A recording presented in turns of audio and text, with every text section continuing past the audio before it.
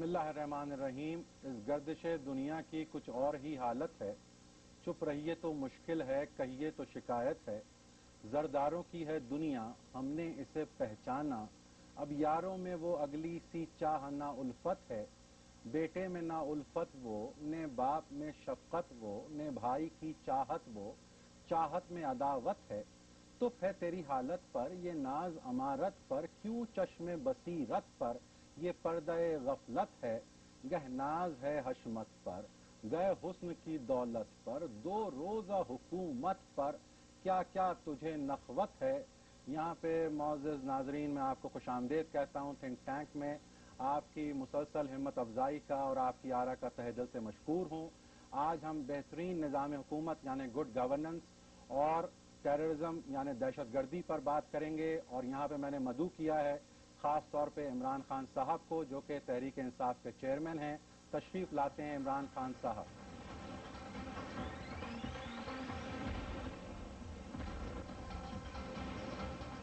Welcome to the شو.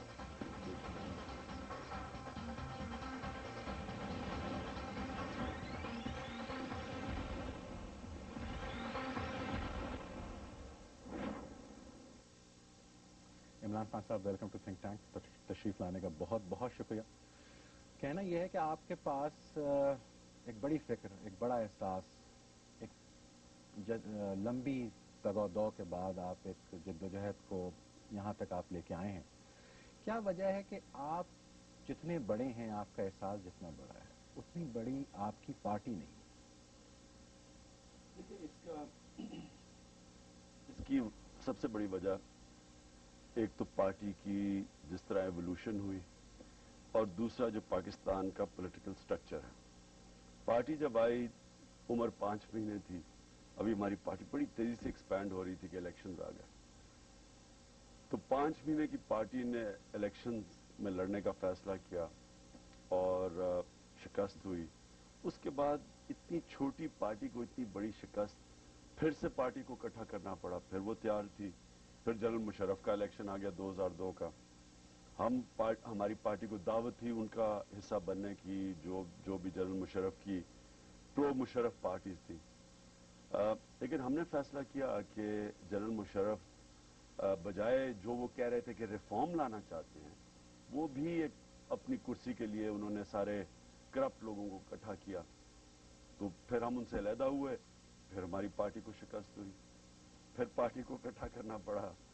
تو اب party fighting party بن رہی، یعنی کہ الیکشنز کے لیے. اب اگر یہ پچھلے الیکشنز میں ہم حصہ لیتے تو میں سمجھتا ہوں پارٹی نے مرج کرنا تھا as a political force with in the assembly. Power میں نہیں آنا تھا، لیکن ایز اے فورس اتنی سیٹیں ہونی تھیں کہ پلیئر بن جانا تھا. لیکن اتنی ایشورنس رکھتے ہوئے یا اتنا یقین رکھتے ہوئے کیا وجہ رہی کہ آپ نے الیکشنز میں حصہ نہیں لیا؟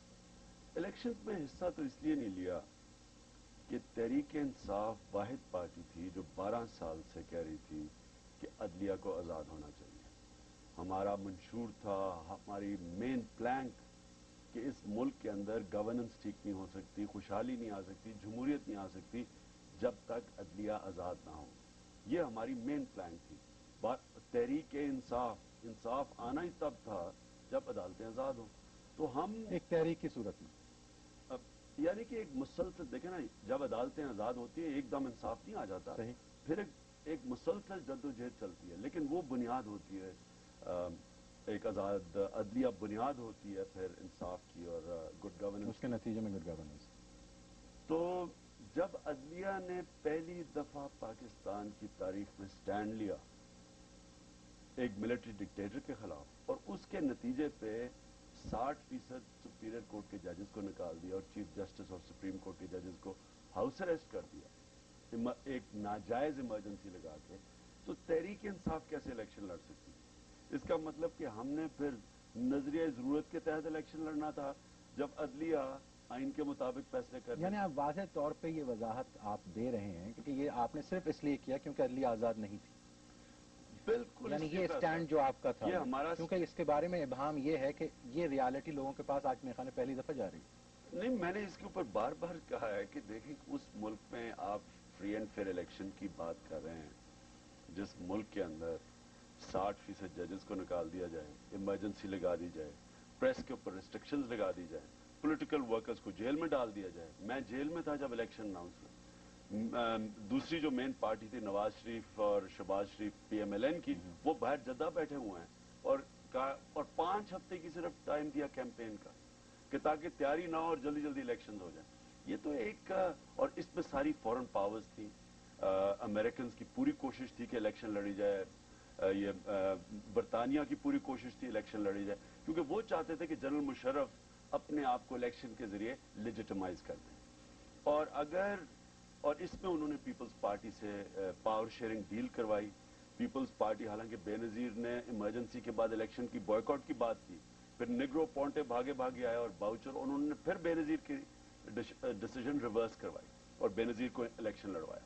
हालांकि किसी सूरत किसी पार्टी को इलेक्शन नहीं लड़ना चाहिए था। मैं अभी भी ये कहता हूं कि हमारा फैसला वक्त ने दुरुस्त साबित किया कि अगर हम तब इलेक्शन का बॉयकॉट सब पार्टीज कर देती तो आज ये जो पाकिस्तान इलेक्शन के बाद इतने बड़े पब्लिक मैंडेट के बाद दलदल में फंस गया, ये प्रॉब्लम्स आज ना होते। देखिए, हम बात आज कर रहे हैं आपके साथ, जो हमारा टॉपिक है थिंक टैंक का, वो गुड गवर्नेंस है एंड टेररिज्म, यानी कि बेहतरीन निज़ाम हुकूमत और दहशतगर्दी, और किस तरह से कि निज़ाम हुकूमत को बेहतर किया जाए, गुड गवर्नेंस को, कि दहशतगर्दी को कर्ब किया जाए या कट इंटू साइज किया जाए या कंट्रोल किया जाए।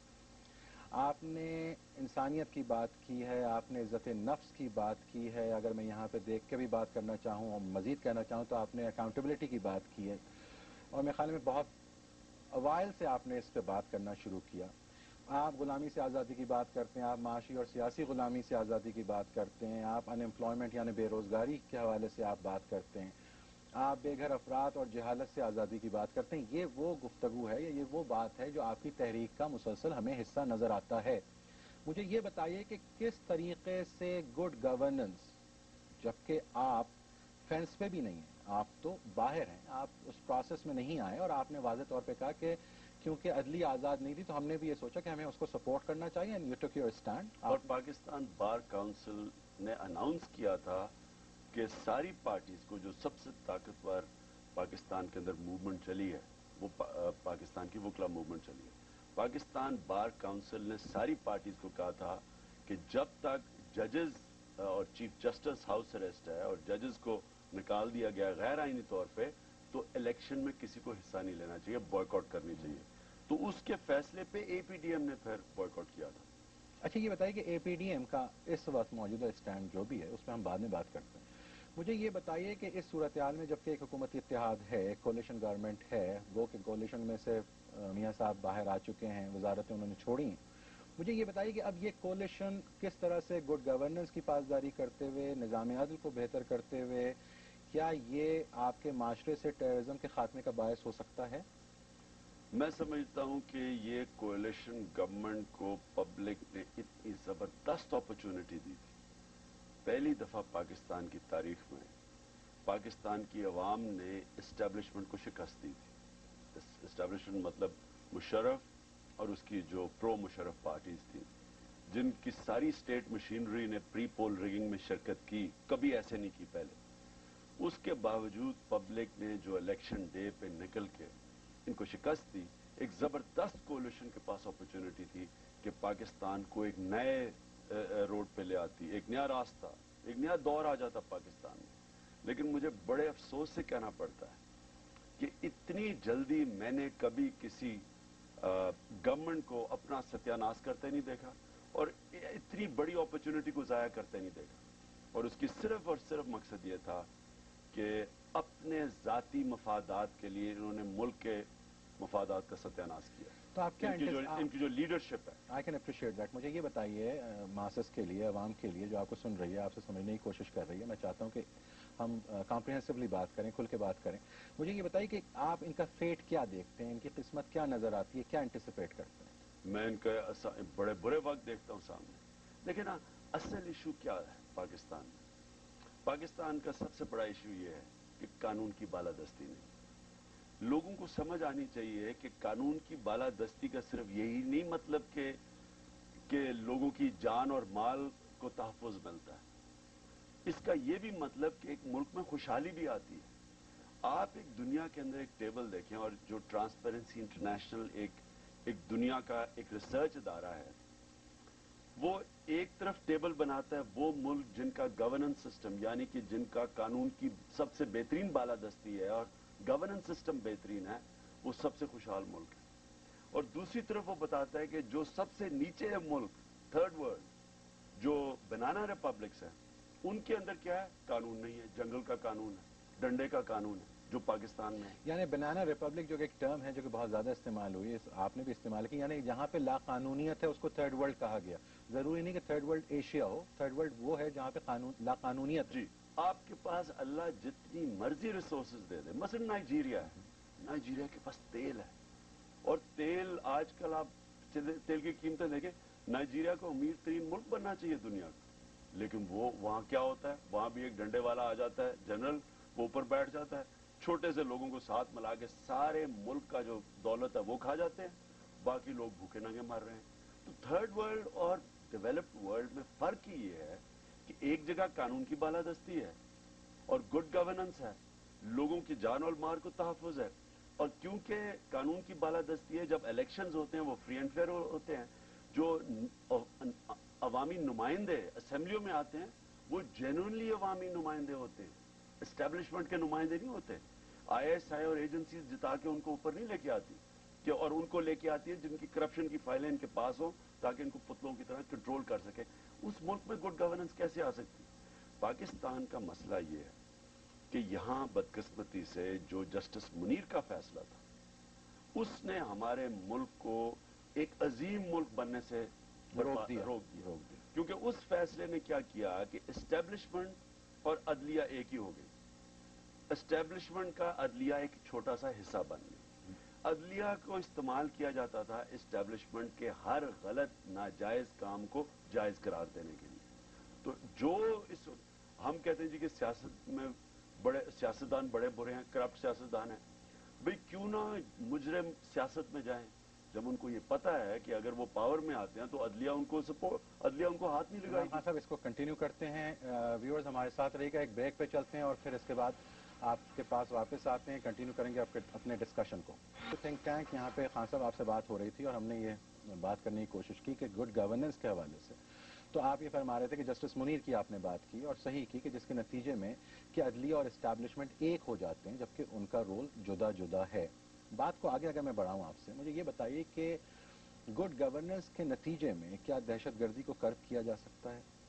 دیکھیں، پہلے تو گڈ گورننس کے فائدے میں آپ کو بتا دوں۔ گڈ گورننس تب آتی ہے جب جو حکومت ہوتی ہے وہ اپنے جو دائرہ دیا ہوتا ہے آئین کے مطابق اس کے اندر رہ کے کام کرتی ہے، اور سب کو پتا ہوتا ہے جو حکومت کے اندر کام کر رہے ہیں کہ اگر وہ اپنا کام ٹھیک کریں گے تو اس ملک کا جو عدالتی نظام ہے وہ ان کو پوری طرح تحفظ دے گا۔ اس طرح ہوتا کیا ہے کہ پاور کا ابیوز نہیں ہوتا، غلط استعمال نہیں ہوتا، یعنی کہ میں اگر آج پرائم منسٹر بنا ہوں تو میں بادشاہ نہیں بن جاتا، مجھے پتا ہوتا ہے کہ آئین نے مجھے کئی پاورز دی ہوئی ہیں اور وہاں عدلیہ بیٹھی ہوئی ہے، کوئی بھی عدلیہ میں جا کے مجھے کویسچن کر سکتا ہے۔ اس لیے مغربی ممالک کے اندر آپ کبھی بھی ابیوز آف پاور نہیں عدلیہ از یور چیک، وہ آپ کا چیک ہے۔ گڈ گورننس کا جو بنیاد رکھی جاتی ہے وہ عدلیہ میں، آزاد عدلیہ گڈ گورننس کی بنیاد رکھتی ہے، وہ ہم شہریوں کے بھی حقوق کو تحفظ دیتی ہے، وہ اداروں کے بھی حقوق کو تحفظ دیتی ہے، وہ آئین کو بھی تحفظ دیتی ہے، وہ ملک کی سوورنٹی کو بھی تحفظ دیتی ہے۔ کہ یہ جو جنرل مشرف اپنی کتاب میں لکھتا ہے کہ میں نے اتنے لوگوں کو پکڑا دیا، امریکہ کے حوالے کر دیا پیسے لے کے، ان کو تو سزا اگلے دن سزا ہونی چاہیے تھی اگر عدلیہ آزاد ہوتی، انہوں نے تو آئین کی آرٹیکل 4 کی وائلیشن کی ہے۔ ابھی ایک کینیڈا کا جو شہری ہے اس نے کہا کہ مجھے $5 لاکھ لے کے پاکستان کی آئی ایس آئی نے امریکہ کے حوالے کیا ہے، یہ پاکستان کی آئین کی وائلیشن ہے۔ ایک تو ہمارے لیے نہایت ہی شرم کا بات ہے کہ ہم اتنے گر گئے ہیں کہ ہم انسانوں کو بیچتے ہیں، ایک تو یہ ہے، اور دوسری چیز یہ کہ ہم اپنے آئین کی وائلیشن کر رہے ہیں۔ آرٹیکل 4A جو کانسٹیٹیوشن ہے وہ انسانوں کے فنڈامنٹل رائٹس کو پروٹیکٹ کرتا ہے۔ آپ کا خود ہی جو اوپر چیف ایگزیکٹو بیٹھ کے اپنی کتاب میں لکھ رہا ہے، مغرب کو بتا رہا ہے کہ میں آپ کا کتنا وفادار ہوں کہ میں نے اتنے لوگ آپ کو بیچ دیے جو وہ ان میں سے زیادہ تر بے قصور نکلے بیچارے، جن کو گوانٹانامو بے میں ہر قسم کا تشدد اور ظلم ہوا. تو کہنے کا مطلب یہ ہے، یہ کبھی بھی ایک مہذب معاشرے میں ایسا کسی کی جرت نہیں ہو سکتی، کیونکہ وہاں ان کی عدلیہ ایک انسان کے حقوق کو تحفظ دے. یعنی خود مختار ریاست کے لیے خود مختار عدلیہ ضروری ہے. اگر انسانوں نے آزاد ہونا ہے تو عدلیہ کو آزاد ہونا ضروری ہے، کیونکہ آزاد عدلیہ انسانوں کی آزادی کو تحفظ دیتی ہے. تو لہٰذا گڈ گورننس کی جو بیک بون ہے وہ آپ کی عدلیہ ہے. اور جب آپ دیکھیں نا، لیکن جب یہ کتاب لکھی گئی، میں پریزیڈنٹ کو ڈیفینڈ نہیں کر رہا ہوں، لیکن ایک سوال میں آپ سے کرنا چاہتا ہوں کہ جب یہ کتاب لکھی گئی تو chief justice Iftikhar chief justice تھے، بہت سارے امور کو وہ بھی دیکھ رہے تھے، ان کے ساتھ ہینڈ اینڈ گلو کے طور پہ کام بھی کر رہے تھے. کیا وجہ ہے کہ اس وقت چیف جسٹس افتخار نے ان چیزوں کو اس طرح سے پوائنٹ آؤٹ نہیں کیا جس طرح سے کہ اب کیا جاتا ہے؟ دیکھیں، میں نے کبھی پاکستان کی عدلیہ کبھی بھی آزاد نہیں ہوئی. جو جسٹس منیر کا فیصلہ تھا اس کے بعد کبھی آزاد عدلیہ نہیں. یہ بالکل غلط ہے کہنا کہ ہماری کبھی بھی عدلیہ آزاد ہے. چیف جسٹس افتخار نے 9 مارچ کو ایک پریزیڈنٹ کے سامنے نہ کر کے پہلی دفعہ ہمیں ایک امید دی آزاد عدلیہ کی. اس کے بعد ان کو نکال دیا گیا. اس کے بعد 20 جولائی کو وہ واپس ری انسٹیٹ ہوئے. 20 جولائی کو انہوں نے فیصلہ، کتنا بڑا فیصلہ کیا نواز شریف کو واپس آنے کا. ایک پہلی دفعہ ایک، تو آپ اس کو اسٹیپ فارورڈ دیکھتے ہیں یہ خود step مختار forward تھا. عدلیہ کی طرف؟ اچھا، وہ اس طرف ابھی جا ہی رہے تھے کہ نومبر 3 کو صرف ایمرجنسی لگائی ہی گئی کہ جوڈیشری کو ختم کیا جائے جو آزاد ہونے جا رہی تھی. تو اس لیے یہ ہم کیوں آج چیف جسٹس افتخار اور آج جو جنگ ہے اے پی ڈی ایم، میں، وکلا، سب، ہم کیوں آج کسی قسم کی کمپرومائز نہیں دیکھیں گے؟ جو سازش ہو رہی ہے اس وقت، بہت بڑی اس غریب قوم سے سازش ہو رہی ہے کہ جناب آصف زرداری صاحب فرماتے ہیں کہ ہمیں آزاد ججز چاہیے، لیکن یہ چیف جسٹس افتخار جو ہے ان کے اوپر انہوں نے کئی الزامات لگا دیے کہ مجھے تو انہوں نے کچھ نہیں کیا. پھر وہ کہتے ہیں ذوالفقار علی بھٹو کا جوڈیشل مرڈر تھا. بھئی اگر ذوالفقار علی بھٹو کا جوڈیشل مرڈر تھا اور آصف زرداری کو عدلیہ نے ریلیف نہیں دی تو وہ اس لیے کہ عدلیہ آزاد نہیں تھی. تو آج جب عدلیہ آزاد ہونے لگی ہے، آپ کو آزاد عدلیہ کے ساتھ کھڑا ہونا چاہیے یا آپ جا کے جنرل مشرف کے ساتھ کھڑے ہو گئے؟ یہ تو اسٹیٹس کو کے ساتھ کھڑے ہو یعنی گئے. اس کا مطلب یہ ہے کہ آزاد عدلیہ کا تصور جو ہے وہ یہ ہے کہ if they are taking a step forward, تاکہ ملک ساورن ہو. ملک ساورن اس وقت ہوگا جب آپ کہہ رہے ہیں کہ عدلیہ ساورن ہوگی، اور انہوں نے جو بھی کیا، لیکن اب جب کہ انہوں نے ایک اپنا اسٹینڈ لیا تو اس اسٹینڈ کو سپورٹ آپ کر رہے ہیں، سول سوسائٹی کر رہی ہے. دیکھیں نا، آپ سوچیں کہ کوئی پاکستانی قوم کو داد دے کہ بار بار ہمیں یہ کہا گیا کہ پہلے مجھے یاد ہے وہ کاف لیگ والے کہتے تھے کہ جی وردی عوام کا مسئلہ نہیں. اب یہ کیونکہ وہ اسٹیٹس کو بچانا چاہتے تھے، فائدہ ہو رہا تھا اسٹیٹس کو سے. اب آصف زرداری کہہ رہے ہیں جی عدلیہ عوام کا مسئلہ نہیں ہے، روٹی کپڑا مکان عوام کا مسئلہ. یہ پھر بچانے کی کوشش کر رہے ہیں کیونکہ ان کو خود خوف ہے کہ آزاد عدلیہ آگے ان کے کرپشن کے کیسز پکڑے دو جائیں چیزیں گے. یہاں پہ آپ سے پوچھنا چاہ رہا ہوں کہ پیپلز پارٹی وضاحت کے ساتھ انڈیپینڈنس آف جوڈیشری کی بات کرتی ہے، جبکہ اے پی ڈی ایم یا آپ یا میاں صاحبان ریسٹوریشن آف ججز کی بات کرتے ہیں. دونوں میں فرق کیا ہے؟ فرق یہ ہے کہ یہ ایک طرف دھوکہ دیا جا رہا ہے. بھئی انڈیپینڈنٹ جوڈیشری کیسے ہوگی اگر یہ ججز ری انسٹیٹ نہیں ہوں گے؟ دیکھیں نا، اگر آپ نے اس وقت چیف جسٹس کو سزا کیوں ملی ہے اور وہ جو ججز ہیں ان کو کیا سزا ملی ہے؟ ان کو یہی سزا ملی نا کہ انہوں نے جنرل مشرف کے ساتھ کمپرومائز نہیں کیا. 20 جولائی کے بعد جنرل مشرف نے پوری کوشش کی کہ کسی طرح ان کو بیک چینل سے یہ کمپرومائز کروا دیں کہ ان کو وردی کے اندر الیکشن لڑنے دیں پریزیڈنشل. کیونکہ انہوں نے سٹینڈ لیا تو ان کو نکالا گیا نا. تو اب اور وہ انڈیپینڈنٹ سٹینڈ لیا تو نکالا گیا. اب اس کی وجہ سے آپ ان کو اگر کسی طرح ڈائلیوٹ کر رہے ہیں، کانسٹیٹیوشنل پیکج کے ذریعے ان کے ہاتھ باندھ رہے ہیں، تو یہ تو سزا دے رہے ہیں انڈیپینڈنٹ ججز کو. تو اس کے بعد انڈیپینڈنٹ ججز کیسے آئیں گے؟ جب ججز انڈیپینڈنٹ ہوئے تو ان کو تو سزا مل گئی. جو پی سی او ججز تھے جنہوں نے وفاداری ایک ڈکٹیٹر کے ساتھ دکھائی اور انڈیپینڈنس نہیں دکھائی، ان کے لیے آپ یہ لڑ رہے ہیں. جو کہ غلام ججز تھے اور جو آزاد ججز تھے ان کے اوپر ان کی ہتھکڑیاں لگا رہے ہیں اور پھر لوگوں کو دھوکہ دینے کی کوئی ہم جی انڈیپینڈنٹ ججز چاہیے. لوگ اس سے بیوقوف نہیں بننے لگے.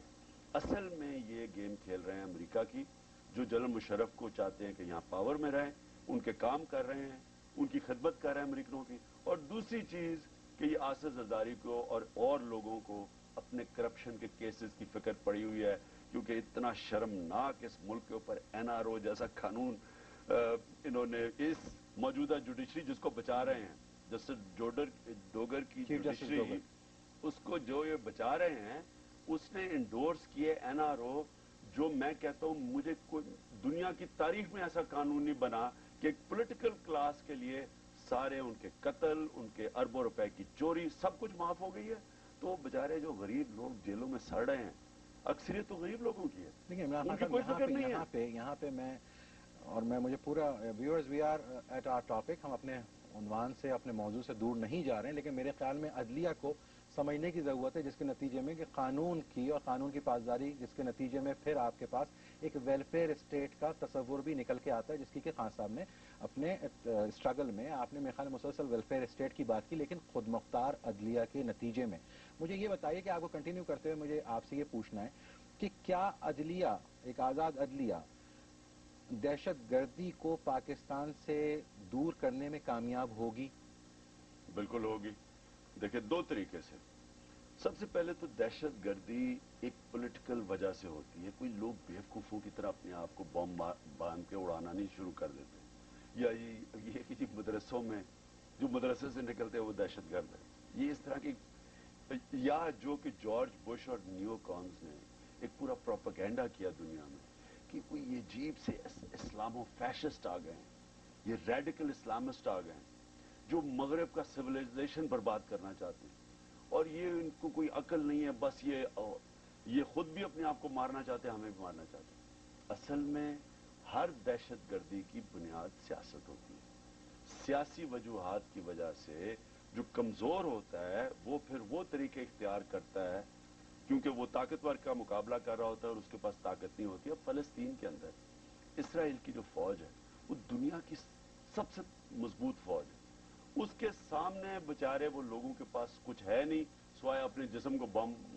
باندھ کے تو وہ مقابلہ کریں، اور ان کے پاس ہتھیار ہی نہیں ہے، یا تو ان کو بھی ٹینک اور F-16 دے دیں تو وہ دہشت گردی چھوڑ دیں گے۔ جب کمزور کا مقابلہ طاقتور سے ہوتا ہے تو دنیا کی تاریخ میں وہ دہشت گردی کی طرف جاتا ہے، جس کو آج دہشت گردی کہتے ہیں۔ اگر وہ آپ کے ہوں تو اب وہ ہیرو بن جاتے ہیں، ہم مجاہدین کہتے ہیں، اگر وہ آپ کے خلاف کر رہے ہیں وہ دہشت گرد مثلاً جو مفتی بہنی تھی ایسٹ پاکستان میں، اس کو پاکستانی فوج دہشت گرد کہتی تھی، جو بنگالی تھے وہ ان کو ہیرو کہتے تھے۔ لائلسٹ دیور۔ تو اسی طرح انگریزوں نے جب 1857 کے اندر جب ان کے خلاف بغاوت ہوئی تو انہوں نے ان کو سب کو دہشت گرد کہا اور سروں کو لٹکا دیا اور توپوں کے سامنے اڑایا۔ یعنی آپ یہ کہہ رہے ہیں وضاحت کے ساتھ کہ مدارس کا دہشت گردی میں کوئی رول نہیں ہے؟ دیکھیں جی، مدارس 1980 سے پہلے نہیں تھے، یہ تو ساری یہاں اس خطے کی تاریخ میں مدارس زیادہ تھے اور خیراتی کام کر رہے تھے، تو 1980 کے بعد مدارس کے اندر دہشت گردی، جو دہشت گرد نکلے، ان میں سے کئی مدارس کے اندر ٹریننگ دی گئی، باقاعدہ ٹریننگ دی گئی، کیونکہ امریکہ سوویت یونین کے خلاف دہشت گردی کروانا چاہتا تھا، تو یہاں سے لوگوں کو ٹرین کر کے بھیجا لیکن گیا۔ اس وقت ان کو جہادی کہا گیا۔ اس وقت جہادی اور مجاہدین اور ہیروز کہا گیا، Exactly. کیونکہ وہ ان کا کام کر رہے تھے۔ اب وہی جب اب امریکہ نے وہاں آکیوپائی کیا، وہی لوگ جن کو ٹرین کیا گیا تھا وہ کر رہے ہیں، ان کو اب ٹیررسٹ کہہ رہے ہیں، اور پاکستان آرمی کو انہوں نے استعمال کیا ہے، شرم سے کہنا پڑتا ہے، ایز اے مرسنری آرمی، کہ پیسے ان کو دو، جو مرضی ان سے کام کروا دو۔ تب تو چلو ساری قوم سمجھتی تھی کہ ہمارے افغان بھائی ہیں، ان کے لیے ہمیں، ان کی آزادی کے لیے ہمیں ان کی مدد کرنی چاہیے۔ اب ہم کیا کر رہے ہیں کہ اپنی فوج اپنے لوگوں کو مار رہی ہے، ان سے $70 ملین کی مہینے کی تنخواہ لے کے ہم اپنی فوج اور اپنے لوگ، اور وہ پھر لوگ اپنی فوج کو واپس مار رہے ہیں، جن کے لوگوں کے بیوی بچے مر جاتے ہیں اور بمباری سے۔ ابھی کل پھر انہوں نے اٹیک کیا باجوڑ کے اندر، جدھر وہ مقامی لوگ کہہ رہے ہیں کہ وہاں ہاں صاحب، اس کو کنٹینیو کرتا ہوں، ایک اور بریک پہ جاتے ہیں، بہترین نظام حکومت اور ٹیررزم، دہشت گردی کے اوپر گفتگو کو جاری رکھیں گے۔ ویورز ہمارے ساتھ رہے گا، ایک بریک کے بعد ملتے ہیں۔ کہتا ہوں تھنک ٹینک کے اندر یہاں پہ فردر کمپلیمنٹ کرنے کے لیے اور گفتگو کو اور زیادہ مؤثر کرنے کے لیے خان صاحب کے ساتھ، عمران خان صاحب کے ساتھ ہم نے یہاں پہ مدعو کیا ہے، خاص طور پہ جنرل طلعت مسعود کو۔ جنرل صاحب کا بہت شکریہ، 40 سال کی آپ کی ایک کوشش اور کاوش کے نتیجے میں بہت سے امور جو آپ نے دفاعی پیداوار تک ڈیفنس پروڈکشن کو بھی آپ نے دیکھا اور بہت سارے دوسرے حوالوں سے دفاعی اور سیاسی تجزیہ کار کے طور پہ آپ کی قدر و منزلت ہے. میجر کنٹریبیوشن ہے آپ کا تھنک ٹینک میں آنے کا. بہت شکریہ. میں واپس جاؤں گا خان صاحب آپ کی طرف آؤں گا اور یہ مجھے بتائیے کہ دہشت گردی کی جب ہم بات کرتے ہیں جو کہ لاقانونیت کے ساتھ جڑا ہوا ہے جس کا سلسلہ, اس سے پہلے ہم نے مدارس کی بات کی, ہم نے دوسری چیزوں کی بات کی, لیکن مجھے یہ بتائیے کہ اب جو ہمارا سفر ہے وہ کس طرح سے ہونا چاہیے, ہمیں کس طرف آگے بڑھنا چاہیے؟ دیکھیے دہشت گردی کے دو ایسپیکٹس ہیں. ایک کہ جب لوگوں کو انصاف نہیں ملتا تو وہ پھر اور ان کے اندر غصہ آتا ہے اور وہ پھر اس کو ریڈریس کرنے کے لیے وہ پھر وہ حربے استعمال کرتے ہیں جس طرح سوسائڈ بامبرز ہیں. مثلا ایک امریکنوں نے باجوڑ کے اندر ایک بامب پھینکا جس میں انہوں نے کہا کہ سارے دہشت گرد تھے اور پاکستان گورنمنٹ نے کلیم کیا کہ ہم نے مارا, امریکوں نے نہیں مارا. اس کے اندر میں پشاور میں میٹنگ میں تھا جدھر ان کے جو رشتہ دار تھے وہ آئے, انہوں نے آئی ڈی کارڈ دکھائے کہ 83 لوگوں میں سے 60-18 سال کی عمر سے نیچے بچے تھے. تو اس میں جو وہ بچے مرے اس کے نتیجے میں, اور پاکستان نے کہا کہ سارے دہشت گرد تھے, جنرل مشرف نے آن ایئر جا کے کہا, اور انہوں نے کہا یہ سوسائڈ بامبنگ کی ٹریننگ کر رہے تھے. اس کے نتیجے میں کوئی کچھ نہیں ہوا, تفتیش نہیں ہوا, انہوں نے کسی کو جانے نہیں دیا, کسی کو انہوں نے ایریا بھی سیل آف کر دیا, کوئی انویسٹیگیشن نہیں ہوئی. 5 دن کے بعد ان کے کسی ایک رشتہ دار نے جا کے اپنے آپ کو بام مار کے 55 پاکستانی فوجی مارے ملاکنڈ کے اندر, سوسائڈ بامبنگ. اسی طرح لال مسجد کے بعد آپ دیکھیں کتنے زیادہ لوگ مرے ہیں سوسائڈ بامبنگز کے اوپر. وزیرستان کے اندر ایک مجھے یاد ہے کہ ایک انہوں نے امریکنوں نے ایک بامب پھینکا جس میں ایک آدمی کے 13 گھر کے لوگ مارے گئے. 60 سال کا آدمی تھا, اس نے اگلے دن خودکشی کر لی. اب وہ بجائے وہاں جذبات میں آ کے اگر وہ اپنے آپ کو مار سکتا تھا تو وہ خودکش حملہ بھی کر سکتا تھا. تو ان لوگوں کے لیے دنیا کے اندر میں اب برطانیہ میں آپ کو مثال دیتا ہوں کہ وہاں بھی ان کے اٹیک ہوا ایک 7/7 میں 40 لوگ 45 لوگ مارے گئے. اس کی ریٹیلیشن میں پولیس نے ایک آدمی کو گولی ماری ایز اے ٹیررسٹ. اس کے اوپر پوری انویسٹیگیشن کے اندر ثابت ہوا کہ وہ آدمی بے قصور تھا. ان کو پھر ریڈریس کرنا پڑا. ان کے جو لوگ تھے, اس کے رشتہ دار تھے, ان کو بتایا انہوں نے کہ ہمیں معافی ہے, کمپنسیشن دینی پڑے. فرق یہ ہوتا ہے کہ جب جس ملک کے اندر قانون ہوتا ہے اور گورننس ہوتی ہے تو دہشت گردی ایسے بڑھ نہیں سکتی کیونکہ لوگوں کو انصاف مل جاتا ہے. اب ایک تو یہ ایسپیکٹ ہے کہ جو ہمارے اتنے لوگ مارے گئے کوئی انویسٹیگیشن نہیں ہوئی. ایم کیو ایم نے کراچی کے اندر جو 12 مئی کو تھا 50 لوگ مر گئے, 200 لوگوں کو گولیاں لگیں, ٹی وی پہ سب نے دیکھا, کوئی انکوائری تک نہیں ہوئی. پھر 9 اپریل کو لوگ بھونے گئے, ان کو انکوائری نہیں ہوئی. اس سے پہلے سنی تحریک ابھی تک رو رہی ہے کہ ہمارے سارے جو لوگ نشتر پاک میں مارے گئے ایم کیو ایم نے مروائے, کوئی انکوائری نہیں ہوئی. تو اس کی وجہ, اس کی ریٹیلیشن میں اگر قانون آپ کو ریڈریس نہیں کرتا آپ کی گریونسز تو آپ پھر بندوق اٹھاتے ہیں. یعنی آزاد عدلیہ جب تک آپ کو سپورٹ نہیں کرے گی. آزاد عدلیہ اس لیے کہ ایک انسان کا فنڈامنٹل رائٹ ہے کہ اگر کوئی کچھ جرم ہوتا ہے تو اسٹیٹ نے میرا جان اور مال کی حفاظت کرنی ہے, یہ میرا رائٹ ہے, فنڈامنٹل رائٹ ہے. دوسری دہشت گردی کی وجہ یہ ہے کہ جو امریکن وار آن ٹیرر ہے یہ بجائے دہشت گردی ختم کرنے کی یہ دہشت گردی بڑھا رہی ہے. یہاں پہ میں آپ کو روک کے صرف جنرل صاحب آپ کا ٹیک لینا چاہوں گا کیونکہ میں چاہتا ہوں کہ آپ کو انکارپوریٹ کریں, گفتگو کو اور زیادہ مؤثر بناتے ہیں. مجھے یہ بتائیے کہ خان صاحب نے جو بھی بات کہی اس پہ آپ کا اپنا اوپینین یا ویو کیا ہے؟ میں اس میں بڑی حد تک عمران خان صاحب سے ایگری کرتا ہوں, اس وجہ سے کہ انصاف جو ہے وہ بہت ہی ضروری ہے اور خاص طور سے لوکل لیول پر. لیکن اس کے ساتھ ساتھ میں اور یہ بھی کہنا چاہوں گا کہ نہ صرف انصاف کی ضرورت ہے اور ایک عدلیہ جو کہ آزاد ہو, بلکہ جو ایک پورا بیوروکریسی ہے جو ایگزیکٹو ہے اور گورننس جسے کہا جاتا ہے ایک براڈ ٹرمز میں, وہ جب تک بہتر نہیں ہوگی, جب تک لوگوں کو سلامتی نہیں ملے گی, جب تک انصاف نہیں ملے گا, جب تک ایسے مواقع نہیں ملیں گے ان کو روزگار کے لیے, اور تمام وہ جو چیزیں ایک انسان کے لیے ضروری ہوتی ہیں بنیادی چیزیں اگر وہ نہیں مہیا ہوں گی تو ظاہر ہے ملیٹنسی بڑھے گی. اور ملیٹنسی بڑھنے کا ایک اور بھی سب سے بڑی وجہ یہ ہمارے لیے رہی ہے کہ جو ایک کلچر ڈیولپ ہوا ہے کوئی 30-40 سال میں ان علاقوں میں خاص طور سے، کہ جیسے افغان جہاد ہوا اور اس کے بعد بہت سے مہاجر آئے افغانستان سے اور دوسرے بھی لوگ آئے، اور ایک طریقے سے امریکہ نے جس اسلام کو جو استعمال کیا ایک قسم سے لیکن اس کے نتیجے میں جنرل صاحب جسٹ ٹو کنٹینیو مجھے یہ بتائیے کہ ہم کلیش آف سویلائزیشن کی بات کرتے ہیں تو پاکستان میں ہمیں کلیش ود ان سویلائزیشن نظر نہیں آ رہا؟ نہیں، کلیش آف سویلائزیشن سے زیادہ میں تو اس کو سمجھتا ہوں کلیش آف انٹرسٹ زیادہ ہے. یعنی کہ جب انٹرسٹ کلیش کرتے ہیں نا تو چاہے وہ مسلمان ہوں یا آپس میں ہی مسلمان کیوں نہ ہوں تو پھر ان میں لڑائی ہوتی ہے. یہ میں کلیش آف سویلائزیشنز کا اتنا میں اس کو بلیو نہیں کرتا. میں تو سمجھتا ہوں کہ کلیش آف انٹرسٹ وہی صدام حسین دیکھیے آپ، وہ امریکنز کو بالکل پسند تھا.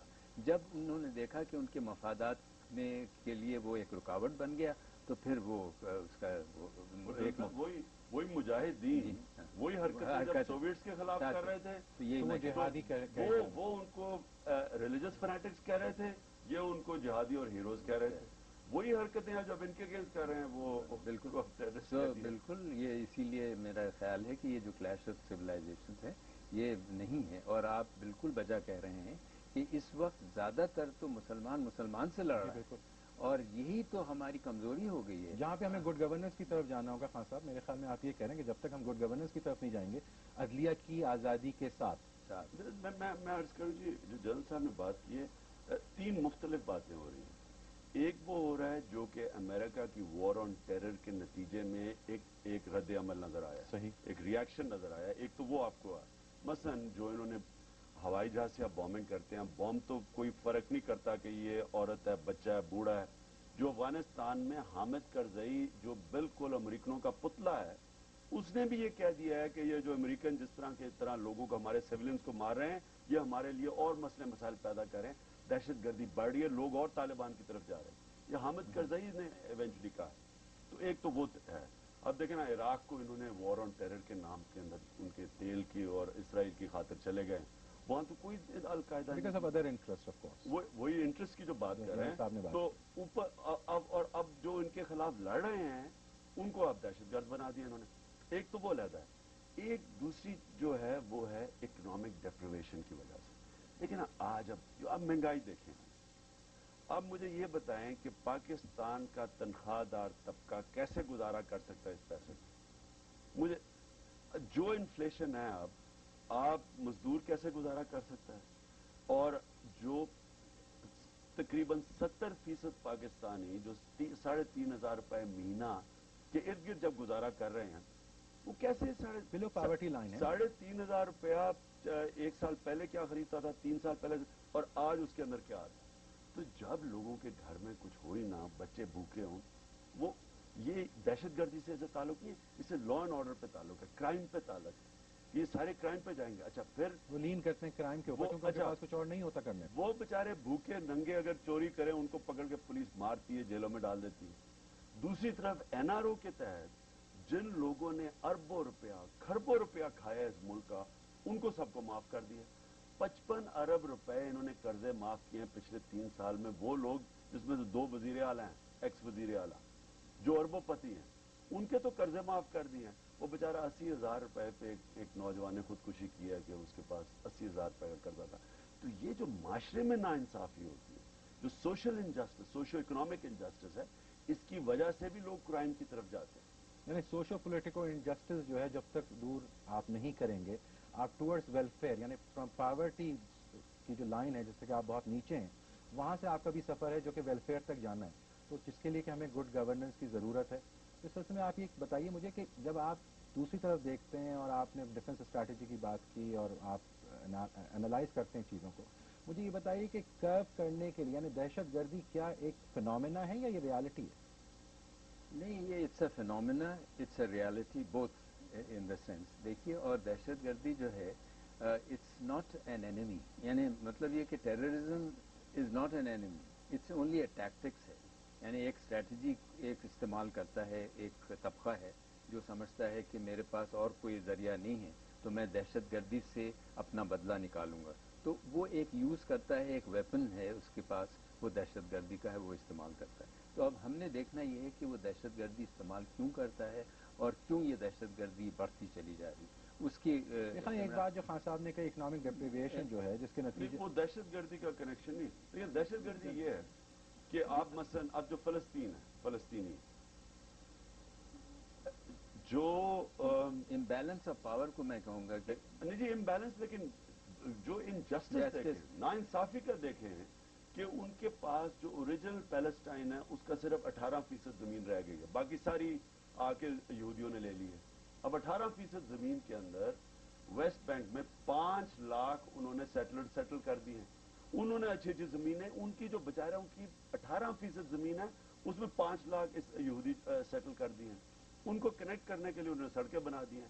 میں اپنے گھر سے جاؤں گا تو مجھے وہ ان کو سڑکوں پر چیک پوائنٹس کا اب دیکھیں, اور مجھے ذلیل اچھا پانی وہ لے گئے ہیں, زمینیں ان کی وہ لے گئے ہیں, گھر ان کے وہ لے جاتے ہیں, وہ اپنی زمین سے دوسری طرف وہ نہیں جا سکتے. عورتیں مر جاتی ہیں بیمار اس لیے کہ وہ انتظار کر رہے ہیں کہ یہاں پہ میں صرف یہ کمپلیٹ کر لوں کہ وہ لوگ آخر میں ایک دنیا کی طاقتور فوج کا مقابلہ کیسے کریں گے, وہ آخر میں بم. میں اس کو کنٹینیو کروں گا سیکنڈ ایپیسوڈ میں. ناظرین ہمیں جاننا ہوگا اور ان شاء اللہ جائیں گے گڈ گورننس کو اور ٹیررزم کو کنٹینیو کریں گے. یہاں پہ صرف یہ کہوں گا کہ میں کیوں کہوں کہ باغ میں گلناز سے پاس ہے, اس قید رنگ و بو سے ذرا بے حواس ہے. حفظ وجود پہلے ہے مل جل کے پھر جیو, جس جا بھی خار و گل ہوں یہی التماس ہے. محتاج دعا ڈاکٹر عمار سرابی کو اجازت دیجیے. خدا. بسم اللہ الرحمن الرحیم. ویورز آپ کو ویلکم کرتا ہوں تھنک ٹینک میں ایک دفعہ پھر. بہترین نظام حکومت یعنی گڈ گورننس اور دہشت گردی یعنی ٹیررزم پہ ہم مسلسل بات کر رہے ہیں. یہاں پہ عمران خان صاحب سے میں آپ کا بہت مشکور ہوں کہ آپ تشریف لائے اور آپ اتنی کمپریہنسو بات کر رہے ہیں, جہاں پہ کہ میں سمجھتا ہوں کہ لوگوں کو بہت آسانی ہو رہی ہے کہ بہت ساری باتوں کو سمجھ پا رہے ہیں جو کہ انہوں نے پہلے نہیں سمجھی ہے میرے حساب سے, کیونکہ بہت ساری چیزیں اس طرح سے ہم اس کو نہیں ایکسپلین کرتے ہیں یا کر سکتے ہیں یا کر پاتے ہیں ٹائم کی وجہ سے, حالات کی وجہ سے, مصروفیت کی وجہ سے. لیکن آج آپ کو سن رہے ہیں ہمارے ویورز اور مجھے خوشی اس بات کی ہے کہ میکسیمم اپریسیشن بھی ہمارے پاس آتا ہے. جنرل صاحب جنرل طلعت مسعود یہاں پہ موجود ہیں. میں آپ کا بہت تہہ دل سے مشکور ہوں کہ آپ تشریف لائے. گڈ گورننس کے بارے میں یہاں پہ ویورز میں آپ سے یہ کہوں کہ اقبال کو فراموش نہیں کر سکتا. ہمیشہ کی طرح کہتے ہیں کہ منزل راہ رواں دور بھی دشوار بھی ہے, کوئی اس قافلے کا قافلہ سالار بھی ہے. بڑھ کے خیبر سے ہی یہ مارے کہے دین و وطن, اس زمانے میں کوئی حیدر کرار بھی ہے. مجھے یہ بتائیے کہ اقبال کے پاس اینٹیسپیٹ کرتے ہوئے فیوچر کو ویکیوم پہلے سے نظر آتا ہے, اور وہ کہتے ہیں کہ کوئی سپہ سالار نہیں ہے, کوئی لیڈرشپ نہیں ہے. تو اب اس لیڈرشپ کو کس طرح سے ہم سامنے لے کے آئیں گے؟ دیکھیں وائنڈ اپ صرف میں پہلے کر دوں کہ جو ٹیررزم ہے اس کی بنیاد پولیٹیکل ہوتی ہے, اور وہ جب تک آپ پولیٹیکل ایشو سالو نہیں کرتے ٹیررزم ختم نہیں ہوتی. مثلا سری لنکا میں اب ٹیمل ٹائیگرز اور وہ لڑ رہے ہیں, وہ کتنے پتہ نہیں کتنے سال ہو گئے ہیں. وہ ایونچلی اس کی پولیٹیکل سیٹلمنٹ ہوگی. جو ناردرن آئرلینڈ کے اندر IRA اور برٹش گورنمنٹ کے اندر آخر میں پولیٹیکل سیٹلمنٹ ہوئی, لڑائی سے مسئلہ حل نہیں ہوا. نہ ہی یہ جو امریکہ عراق میں اور افغانستان میں ہے اور جو ہم قبائلی علاقے میں فوجیں بھیجے اس کی بھی پولیٹیکل سیٹلمنٹ ہوگی.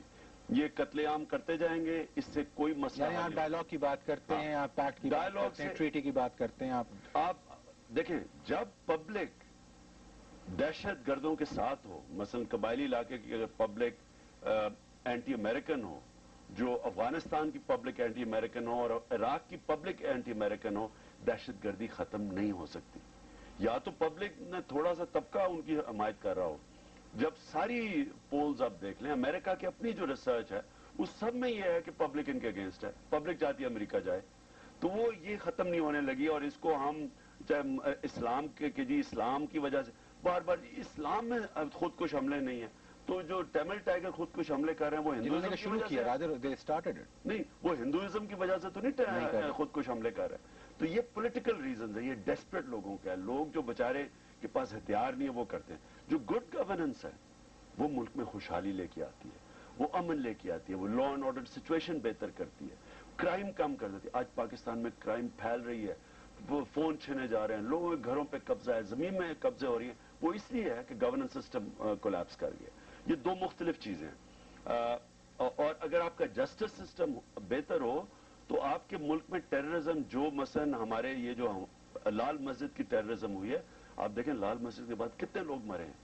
اگر اس ملک کے اندر عدلیہ آزاد ہوتی صحیح معنی میں تو وہ کبھی اس طرح کی ٹیررزم نہ ہونے دیتی. وہ اس لیے کہ انہوں نے سیدھی اس کے اوپر انکوائری بٹھوانی تھی. کون ذمہ دار ہے اس کے اوپر انکوائری ہونی لیکن اس چاہیے کا مطلب یہ کہ اس زمانے میں چیف جسٹس افتخار بھی آزاد نہیں تھے کیونکہ لال مسجد کے زمانے میں تو وہ موجود تھے. نہیں, وہ لال مسجد اس وقت ہوئی تھی جب وہ نہیں ری انسٹیٹ ہوئے تھے.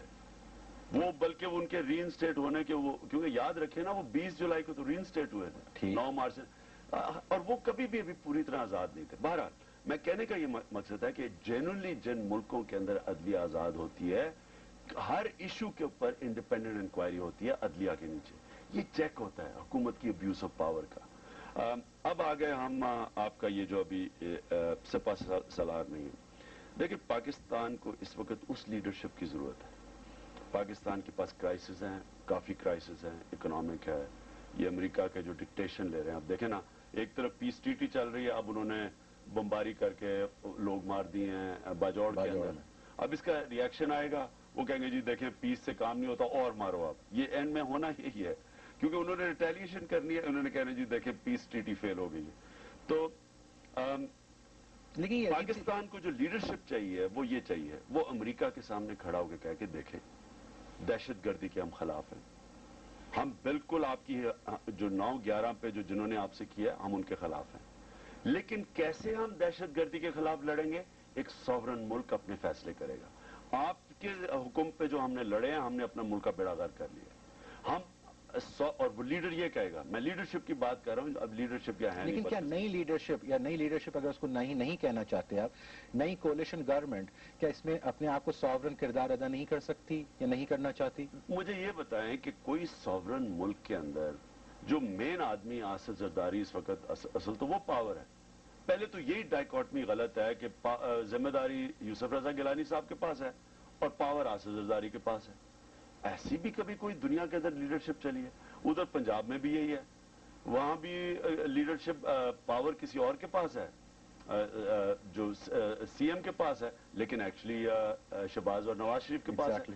تو یہ انڈائریکٹ رولنگ میں نے تو کہیں دیکھا ہی نہیں ایسا ماڈل کامیاب ہوتے ہوئے. جو لیڈر تو ہوتا ہے جس کے پاس ذمہ داری ہوتی ہے اسی کے پاس اتھارٹی ہوتی ہے. ایک تو یہ ایسپیکٹ. پاکستان کو جو لیڈرشپ کی میں آج ضرورت کی بات کر رہا ہوں, سب سے پہلے امریکہ کے سامنے کھڑے ہو کے کہے کہ ہم دہشت گردی کی جنگ لڑیں گے, بالکل ہم اس کے خلاف ہیں لیکن اپنے طریقے سے, اور آپ نے ہمارے اندر انٹرفیئر نہیں کرنا, کسی قسم کی آپ نے پاکستان اندر کاروائی نہیں کرنی. اس سے پھر پبلک آپ کے ساتھ کھڑی ہوگی, پبلک کو آپ کے اندر کانفیڈنس ہوگا, پبلک آپ جو جتنے بھی ڈفرینٹ گروپس ہیں یہ آپ سے پھر نیگوشیٹ کریں گے اور یہ اس کے اوپر قابو پایا جا سکتا ہے. دوسری چیز جو معاشی اس وقت بحران آیا ہوا ہے, لیڈرشپ کو کھڑے ہو کے کہنا چاہیے کہ ملک کے بڑے مشکل حالات ہیں, میں اپنے آپ سے شروع کروں گا, اپنی مثال سے اس ملک کو ٹھیک کرنا شروع کروں گا. میں اپنی چھوٹی گاڑی لوں گا, میں ایک اسادگی اختیار کروں گا. ملک میں اگر لوگ بھوکے ننگے, لوگوں کے گزارا نہیں ہو رہا تنخواہوں پہ, مہنگائی کے اندر, ہم اوپر سے یہ ایسے اور بھی قومیں نکل چکی ہیں ایسے مسئلے مسائل سے, لیکن لیڈرشپ اپنی مثال سے پھر لیڈ کرتی ہے. یہ نہیں کہ آپ ذرا میں آپ کو مثال دوں, جنرل مشرف نے اپنی فورن ٹریول کے اوپر 150 کروڑ روپیہ خرچ کیا ہے. مجھے یہ بتائیں کوئی غریب ملک کے اندر کوئی جسٹیفائی کر سکتا ہے آپ 150 کروڑ روپیہ خرچ کریں اور پھر وہ ایسی جگہ پہ گئے جس پاکستان کو کوئی فائدہ نہیں تھا, اپنی بک پروموٹ کرنے چلے گئے امریکہ, کروڑوں روپیہ غریب قوم کا خرچ کیا. ایکٹنگ پرائم منسٹر نے وہ عمرہ کرنے چلے گئے, آفیشیل وزٹ بھی نہیں تھی. ابھی سٹیٹمنٹ آئی ہے کہ پاکستان کو 20 کروڑ روپیہ کا نقصان ہوا ہے اس وزٹ سے. تو ایک طرف آپ غربت کی انتہا ہے, لوگ خودکشیاں کر رہے ہیں.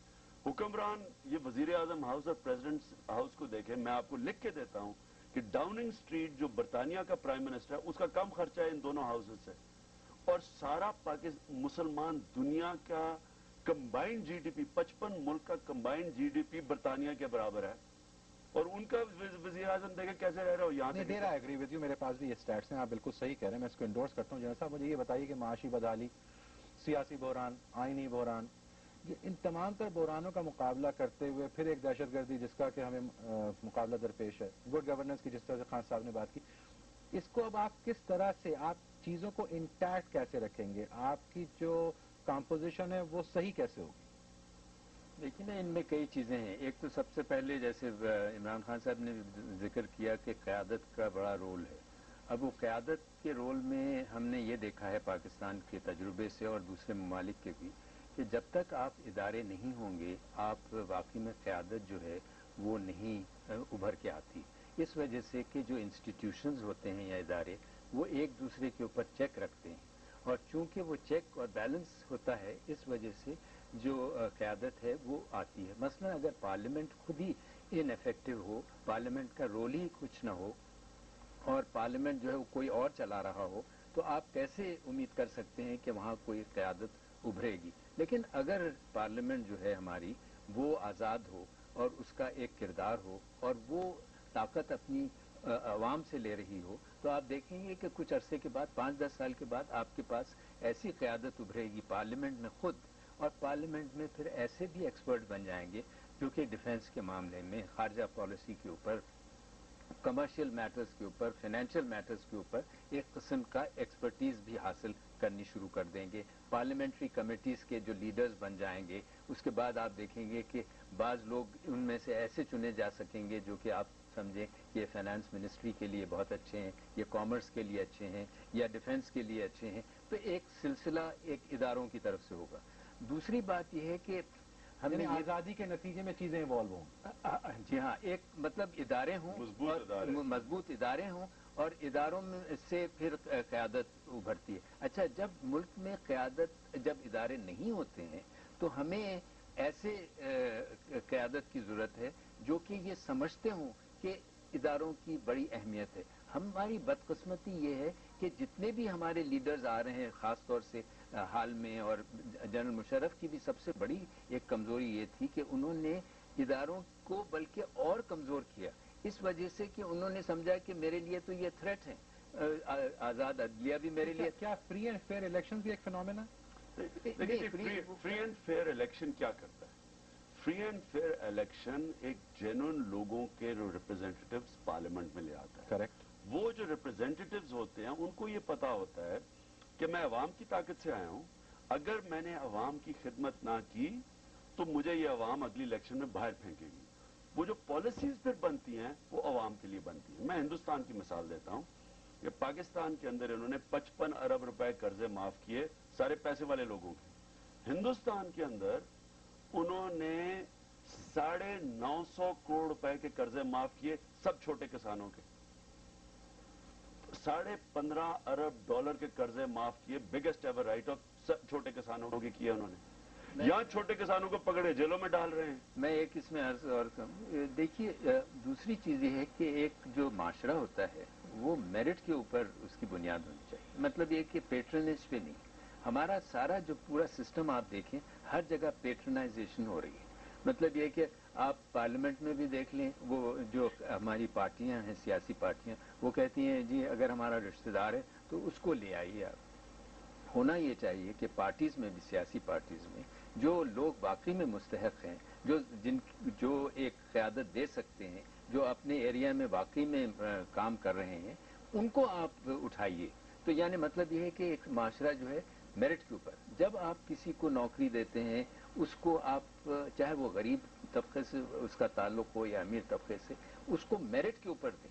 जब आप तालीम का निज़ाम बनाते हैं, तो तालीम का निज़ाम ऐसा होना चाहिए जहां हर शख्स को, चाहे उसका कोई भी सोशल स्टेटस हो, उसको मौका मिले कि वो अपनी सलाहियत के लिहाज से आगे बढ़ सके। अगर आप एक आदमी की सलाहियत अच्छी है, लड़के की अच्छी है, वो तालीम भी उसने अच्छी यानी बड़ी मेहनत भी की है, लेकिन जब मौका आता है उसको एक नौकरी देने का, तो आप उसको नहीं देते इसलिए कि उसका कोई रिश्तेदार नहीं है। तो आप भला बताइए, पूरा माशरा जो है आप वो गलत रास्ते पर डाल रहे हैं। जलसफ की मैं बात आगे बढ़ाता हूं। अभी आप तमाशा देखें कि पीपल्स पार्टी इन्होंने कितने साल ऑपोजिशन में गुजारा। अब जब क़यादत में आई तो वो लोग ऊपर सब आके बैठ गए हैं जो आसिफ जरदारी के जाती दोस्त हैं, या उनके वकील थे, उनके केसेस करप्शन के लड़ रहे थे, या वो लोग हैं जो उनके कोई बिजनेस पार्टनर थे, वो सारे आके अच्छे अच्छे ओहदे ले गए हैं। वो पीपल्स पार्टी वाले बेचारे अमीर मखदूम फहीम वगैरह जो सारे हमारे साथ बैठ के 8 साल एक डिक्टेटर के सामने जिन्होंने जद्दोजहद की है, उनका नामो निशान नहीं है। میں آپ کو صرف میرٹ کی اس لیے کہہ رہا ہوں کہ جب آپ کے ملک میں انسٹیٹیوشنلائزیشن نہیں ہوتی, اگر یہ پارٹی پیپلز پارٹی انسٹیٹیوشنلائزڈ ہوتی, بجائے یہ کہ جی پارٹی ایک انہیرٹ کی گئی ہے, ایک کبھی ڈیموکریٹک پارٹی بھی انہیرٹ کی جاتی ہے. ہاں سر, اس کو کنٹینیو رکھتا ہوں, اس کو کنٹینیو رکھیں گے, اسی پوائنٹ پہ انشاءاللہ آپ سے ملوں گا. ویورز آپ سے اسی پوائنٹ پہ انشاءاللہ تعالیٰ ملنے کی کوشش کریں گے. یاد رکھیں گے خان صاحب کہاں تک پہنچے ہیں, اس کے بعد کنٹینیو کرتے ہیں. ایک بریک پہ چلتے ہیں, ہمارے ساتھ رہیے گا.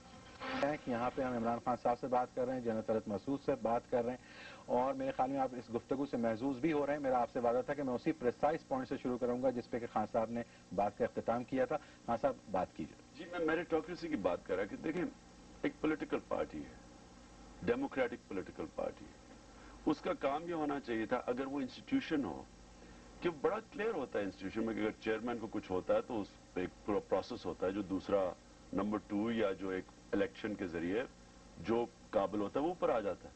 یہ تو کہیں نہیں ہوتا کہ آپ نے پارٹی کسی کی وراثت بنا دی کہ کسی کو ول لکھ کے تو پارٹی کسی اور کو حوالے کر دی. اور اسی طرح اسمبلیوں میں دیکھیں کہ بڑا اچھا کیا انہوں نے, عورتوں کو موقع دیا, لیکن عورتوں کی سیٹیں کیا کی ہیں, کوئی الیکشن لڑ کے ہی نہیں آ رہی. اسمبلی ریپرزینٹیٹو ہوتی ہے, کسی کو ریپرزینٹ کرتا ہے ہر آدمی. اب یہ جو عورتیں ہیں یہ کسے ریپرزینٹ کر رہی ہے, وہ کسی کے رشتہ دار ہے, کسی کی دوستی ہے, کسی کا کچھ ہے, کوئی الیکشن نہیں لڑ کے آئی. کم از کم پارٹی کے اندر ہی الیکشن لڑ کے آ جائیں, کسی کو ریپرزینٹ تو کریں. اسی طرح کرکٹ لے لیں, کرکٹ کا جو بیڑا غرق ہوا ہے اس کا کیوں ہو رہا ہے؟ کرکٹ بورڈ کے چیئرمین کی کیا کوالیفیکیشن ہے؟ کیا وہ ایک پروسیس کے ذریعے آیا ہے؟ وہ اس کی صرف کوالیفیکیشن یہ ہے کہ جناب پریزیڈنٹ کو وہ پسند تھا, بس یہ اس کی کوالیفیکیشن. ویورز ہم ٹاپک سے بالکل نہیں ہٹے ہیں, لیکن گڈ گورننس کرکٹ میں بھی درکار ہے. تو میرے خیال خان صاحب کی کیونکہ ایک مسلسل اسٹرگل کرکٹ میں بھی ہمیں اب نظر آنے لگی ہے, کیونکہ پہلے یہ کرکٹ کھیلا کرتے تھے, میچز جیتا کرتے تھے, لیکن اب انہوں نے میرے خیال میں اس بات کا تیار کیا ہے کچھ نہ کچھ اسپورٹس کے حوالے سے اور کرکٹ کے حوالے سے بھی بات کریں. ضرور کیجیے. میں آپ کو صرف یہ کہہ رہا ہوں کہ دیکھیں جو کامیاب پاکستان میں ٹیلنٹ کی, میں کسی ملک میں اتنا ٹیلنٹ کرکٹ کا نہیں ہے جتنا اس ملک میں, لیکن جب تک آپ کی انسٹیٹیوشنز نہ ہو, جو جنرل صاحب بات کر رہے ہیں, آپ ٹیلنٹ کو پالش نہیں کر سکتے, کیونکہ انسٹیٹیوشنز ایکچولی میریٹوکریسی کی طرف جاتی ہیں. کیسے جاتی ہیں کہ انسٹیٹیوشن ایک پروسیس کر دیتی ہے جو کہ میرٹ اوپر آنا شروع ہو جاتا ہے. جو کامیاب ملک ہیں ان کے اندر یہ گورننس کا یہ بھی حصہ ہے. اب یہاں کیا ہو رہا ہے کہ یہاں مجھے کسی انسٹیٹیوشن میں بتا دے میرٹ ہے, کوئی ہے ہی, میرٹ نام کی چیز ہی ختم ہو. ساری فوج کے اندر بھی پرسنل لائلٹی کے اوپر پروموشنز ہوتی ہیں. یہ جو عدلیہ کا سارا ہے, ان کی کیا ججز کی کوالیفیکیشن تھی؟ پرسنل لائلٹی تھی. جو انہوں نے پی سی او کے ججز تھے, جنرل مشرف کو پرسنل لائلٹی تھی. اور کیا کوالیفیکیشن؟ آپ ایک نئی بات کر رہے ہیں, اور ایک ایسی بات کر رہے ہیں, نئی بات اگر نہیں بھی ہے تو ایک نقطہ اتنا اچھا ہے, کیونکہ میرے خیال میں اس ڈیٹیلنگ کے ساتھ پہلی دفعہ جنرل صاحب بات ہو رہی ہے, کیونکہ جو انہوں نے لائلٹی کی بات کی ہے, عدلیہ کے حوالے سے بھی بات کی ہے. دیکھیں نا, وہ لائلٹی بھی کس قسم کی ہے, ذاتی لائلٹی کی بات ہے. لائلٹی ہونی چاہیے ملک کے ساتھ اور ادارے کے ساتھ, آبجیکٹو کے ساتھ. جی ہاں, تو اسی طرح ہوتا ہے انسٹیٹیوشنل ملک کے ساتھ. اور جو انسٹیٹیوشن یا جو ادارہ ہوتا ہے اس کی جو مطلب یہ کہ مفادات ہوتے ہیں وہ ملک کے مفادات کے ساتھ انٹیگریٹڈ ہوتے ہیں. اگر آپ نے اپنے ذاتی مفادات اس میں بیچ میں لے آئے تو وہ ملک کے مفادات کے ساتھ نیشنل انٹرسٹ سپریم ہونا چاہیے, آبجیکٹو اس کے بعد ہونا چاہیے. جی ہاں, ظاہر ہے, ایبسولوٹلی. اور یہاں پہ ہمیں آبجیکٹو پہلے اور ایک اور جنرل صاحب دیکھیں, اور جو ادارے, اگر آپ نے اداروں کو کامیاب کرنا ہے تو جو پبلک سرونٹس ہیں, مثلا جو بیوروکریسی ہے, یہ کسی کے ہیڈ کے پرسنل سرونٹس نہیں ہونے چاہیے. تو میں یہی کہہ رہا ہوں نا کہ آئین کے مطابق چلنا چاہیے. میں آپ کو ایک مثال دیتا ہوں جی. ایک برطانیہ کا وائس رائے تھا, 1920 کی بات ہوگی. وہ وائس رائے ویول یا جو بھی تھا, وہ اس کا جو اے ڈی سی تھا, اس کو وہ ٹرین میں چڑھنے لگی تو وائس رائے کی بیوی نے اس کو اے ڈی سی کو کہا کہ میری وہ بیگ رہ گیا, وہ بیگ پکڑ کے لے آؤ. تو اے ڈی سی نے کہا کہ madam I am not your A D C, میں وائس رائے کا اے ڈی سی ہوں. یعنی کہ وہاں ان کو پروٹیکٹ کرتا ہے, ادارہ پروٹیکٹ کرتا ہے کہ یہ میرا دائرہ ہے, یہ میں کر سکتا ہوں یا نہیں کر سکتا. یہاں پرسنل لائلٹی آ جاتی ہے. اس لیے یہ جو چمچہ کلچر ہے پاکستان کا, یہ اتنا شرمناک ہے کہ وہ لوگ پیروں میں پڑ جاتے ہیں پروموشن کے لیے. اوپر کے آفیسر آتا ہے, وہ ہر غلط کام کرنے کے لیے تیار ہو جاتے ہیں.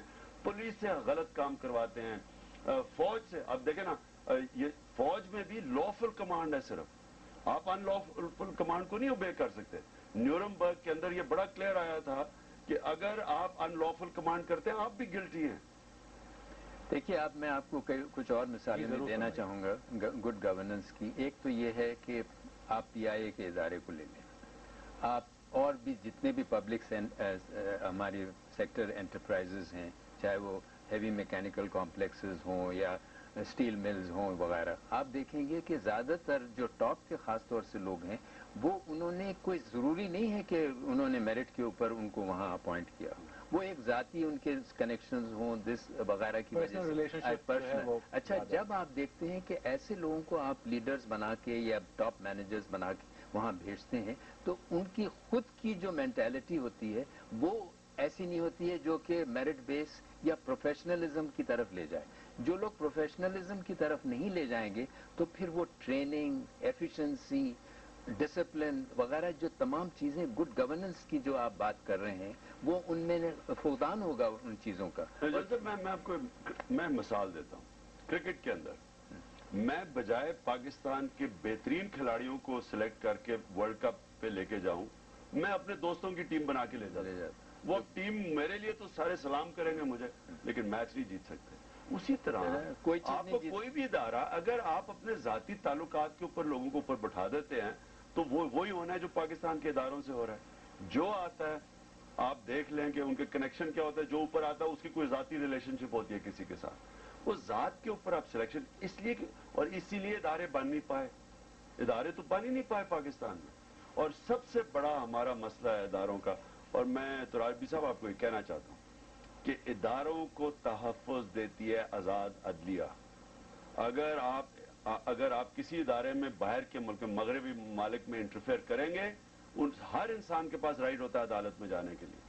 آپ وہ کہتے ہیں یہ میرا رائٹ ہے. ایک اور بھی چیز ایڈ کروں گا کہ صرف ہم دیکھیے عدلیہ ہی کی ادارہ نہیں اہمیت رکھتا ہے, دوسرے بھی ادارے بہت اہم, اس میں تو کوئی شک نہیں کہ عدلیہ کا ادارہ بہت ہی اہم ہے. لیکن میرا کہنے کا مقصد یہ ہے کہ اب پولیس کا بھی ادارہ ہے, اب وہ بھی بہت اہم ہے. تو اگر پولیس جو ہے وہ ناکام ہو جائے تو عدلیہ کے کتنے بھی آرڈر, یعنی قانون بنانے والے اور قانون نافذ کرنے والے دونوں کو ایک ساتھ کام کرنا ہوگا اور آزادی کے ساتھ کرنا ہوگا. آزادی اور ایفیشنسی کے ساتھ, یعنی مطلب یہ کہ اور ان کا بھی جو بھرتی وغیرہ ہو وہ بھی ایک بیسس آف میرٹ ہونی چاہیے. یہ میرا کہنے کا مطلب جل صاحب اور بھی چیز اور بھی پولیس میں کہ دیکھیں پولیس سے آپ جب گورنمنٹ غلط کام کروا دیا, جو پولیس آرڈر آیا تھا, تو اسی لیے میں کہہ رہا ہوں نا کہ جو ادارے دوسرے بھی جو ہونے چاہیے, چاہے وہ ایگزیکٹو ہو, پارلیمنٹ ہو. اب مثلا اگر پارلیمنٹ فرض کیجئے کہ ان میں ایسی قیادت ہو جو کہ غلط ٹائپ کی لاز پاس کر رہی ہے, غلط ٹائپ کے ایکٹس پاس کر رہی ہے, لیجسلیشن غلط ہو رہی ہے,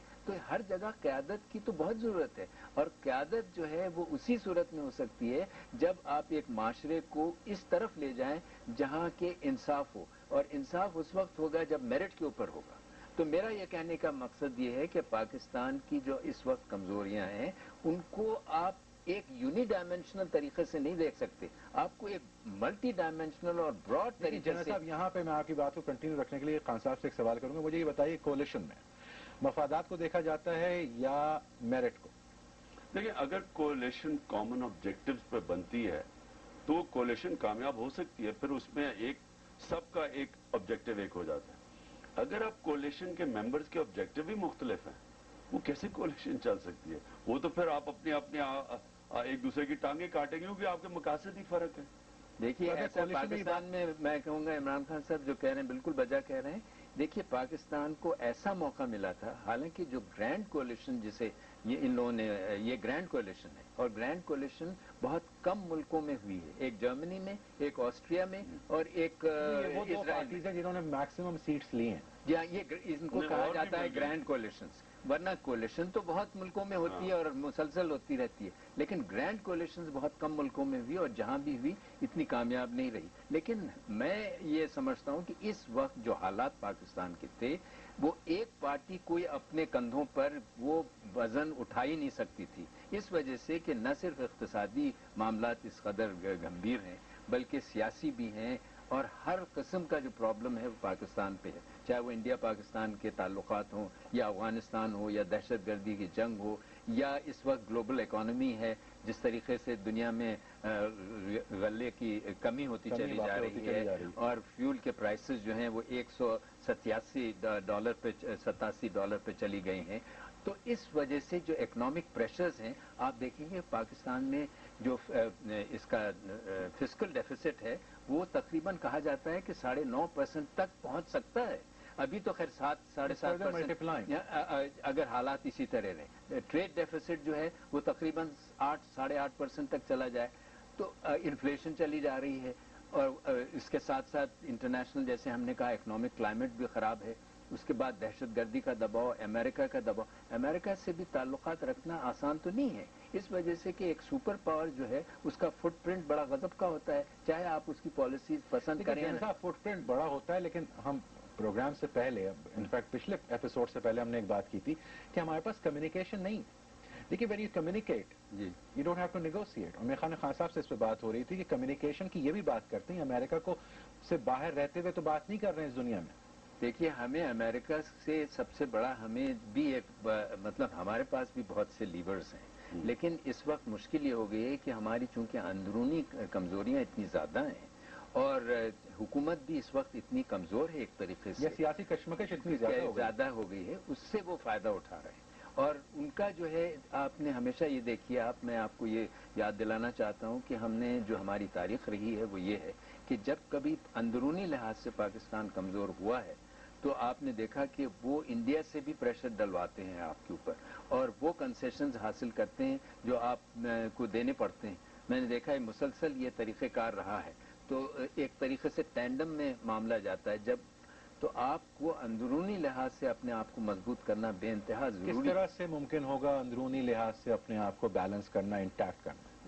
بدقسمتی سے اچھی لیڈرشپ کے بغیر یہ نہیں ہو سکتا، اور وہ مجھے ابھی تو نہیں نظر آ رہی ہے۔ ہم نے سب نے سمجھا تھا کہ آصف زرداری نے اتنی زبردست سٹیٹمنٹس دی، ہماری طرح کے لوگ جو بھی ان کی پرانی کرپشن کیسز تھے ہم سب بھولنے کے لیے تیار تھے، اور امید یہ تھی کہ اب سب مل کے ایک نیشن بلڈنگ کی طرف جائیں گے، لیکن جو انہوں نے جو قدم اٹھائے ہیں اور جو دیکھیں مری ڈیکلریشن اتنا بڑا لوگوں کو امید دی، اور اس کو وہ بعد میں اور سائن کی ہوئی ڈیکلریشن کہتے ہیں سیاسی بیان تھا، اور اس سے پھر پیچھے ہٹ گئے۔ اب جو لیڈر کی کریڈیبلٹی نہ ہو اس کے پیچھے کوئی چلنے کے لیے نہیں تیار، اور کیا پتا جی وہ آگے بھی کوئی وعدہ کر کے کہے سیاسی بیان ہے، اس لیے صاحب یہاں پہ مجھے بریک پہ جانے دیں، ویورز ملتے ہیں ایک بریک کے بعد، ڈسکشن کو کنٹینیو رکھیں گے۔ خان صاحب کے ساتھ اور جنرل صاحب کے ساتھ بات ہو رہی ہے۔ خان صاحب مجھے یہ بتائیے کہ کیا ہے، یعنی ماسس کو فرسٹریشن اگر ہے تو اب اس کا علاج کیا ہے؟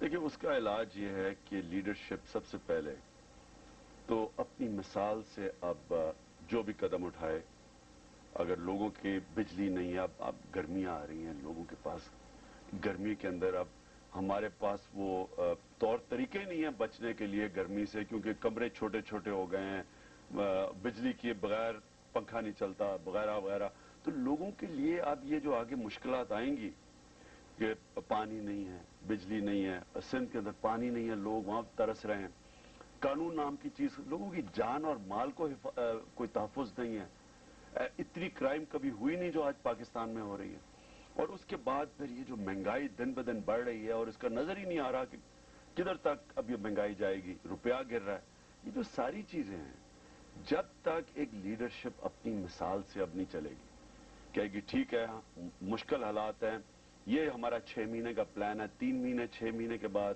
ہم آپ کو یہ ریلیف دیں گے، قربانیاں ہم آپ کے ساتھ مل کے دیں گے، ہم آپ کے ٹیکس کے پیسے کا ایک ایک روپیہ دیکھ کے استعمال کریں گے، پرائرٹائز کریں گے کہ ہماری انڈسٹری ٹھیک ہو جائے، اور چھوٹے کسان کی ہم مدد کریں گے۔ دیکھیں نا سب سے ظلم ہم نے کیا چھوٹے کسان کے اوپر، جو ہندوستان نے 3 گنا زیادہ پیداوار اسی زمین سے نکال رہا ہے، پنجاب کے ایک ہندوستان کے سائٹ پہ 3 گنا زیادہ پیداوار ہے، ہمارے پاس کم ہو رہی ہے۔ وجہ اس کی یہ ہے کہ وہ کسان چھوٹے کسان کی پوری مدد کرتے ہیں، اس کو سستے قرضے، سستی بجلی، سستا پانی، کھادیں سستی، اس کے بعد سیڈ ڈیولپمنٹ وہ کر کے دیتے ہیں۔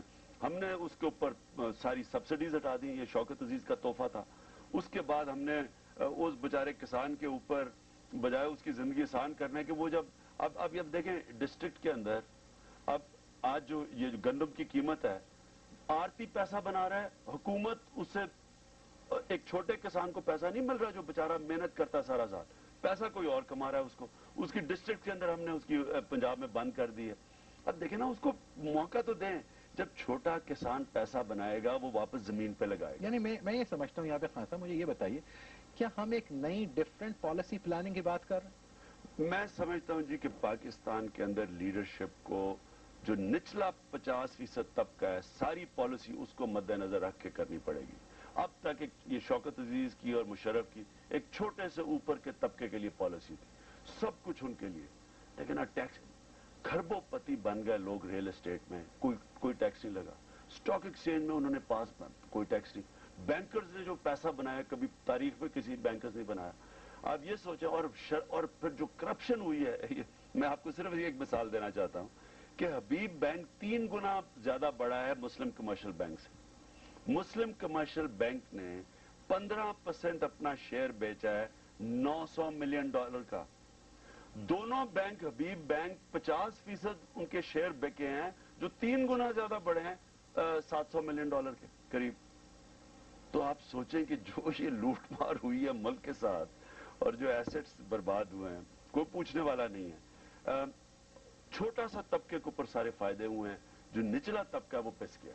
تو اب اگر حکومت نے اپنی بھی سادگی لے کے آئے، پالیسیز نچلے طبقے کے لیے بنائے، کیسے ہم نے قیمتیں کم کرنی ہیں، قیمتیں کیسے روکنی ہیں. جی ایس ٹی کیا کوئی دنیا میں جو حالات کھانے پینے کی چیزوں پہ کوئی جی ایس ٹی لگاتا ہے؟ نہیں لگاتا. نہیں لگاتا. کیونکہ آپ جی ایس ٹی آپ ان کے لیے سستی رکھیں، لوگوں کے لیے گزارا کر سکیں. میں تو یہ بھی کہوں گا کہ لوگوں کے لیے لنگر کھولیں، شہروں کے اندر لنگر کھولیں تاکہ بیچارے لوگ آج وہ جو عورت نے خودکشی کی ہے جو 2 بچوں کے ساتھ 3 دن سے کھانا نہیں کھایا تھا انہوں نے، یہ اس طرح بڑا ظلم کون سا معاشرہ دیکھ سکتا ہے؟ یورپ کے اندر سوپ کچنز کھل جاتے تھے جب ایسے حالات آتے. کیا غربت کو طے کر لیا جائے اگر، اور یہ ان سولوشنز کے ساتھ، اور یہ جو آ رہے ہیں خان صاحب کی، جو کہ میرے خیال میں خاصی وزن رکھتی ہیں اور میرے خیال میں سوچنے کی اور سمجھنے کی ضرورت ہے، کیا غربت کے خاتمے سے دہشت گردی کو بھی ختم کیا جا سکتا ہے؟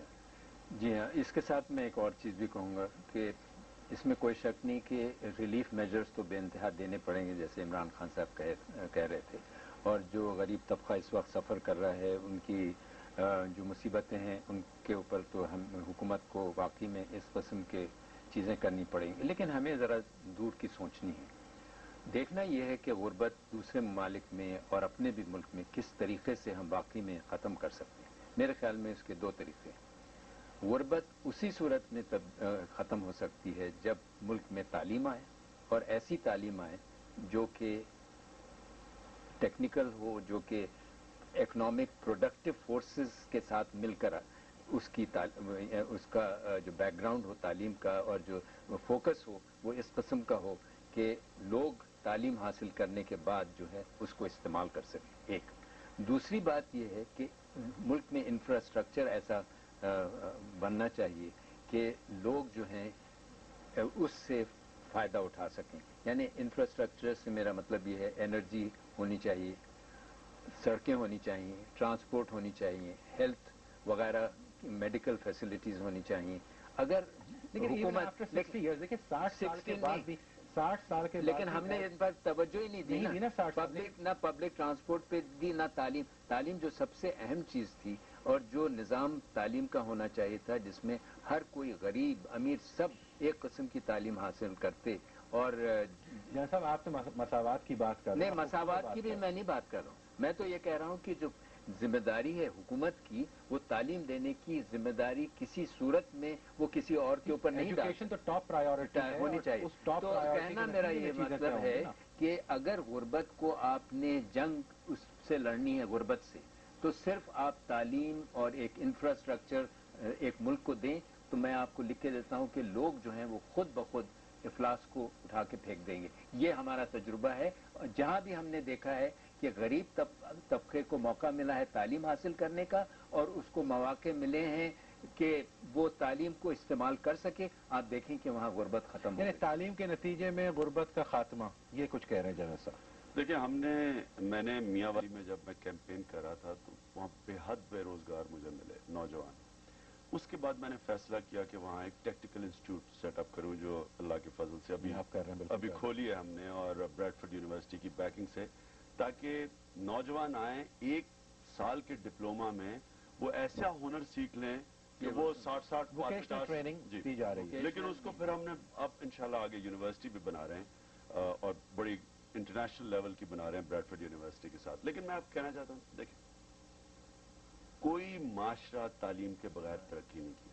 پاکستان کے جو لیڈرز ہیں سب کے اوپر یہ اتنا بڑا انہوں نے جرم کیا اس ملک کے ساتھ کہ جو ملک 1965 میں نوبیل پرائز ونر گنر مرڈل، جس نے کتاب لکھی تھی ایشین میریکل، وہ 1965 میں کہہ رہا ہے کہ یہ خطہ ایشیا کا کیلیفورنیا بننے جا رہا ہے، یعنی کہ امریکہ میں کیلیفورنیا سب سے زیادہ خوشحال ایریا یہ بننے جا رہا ہے.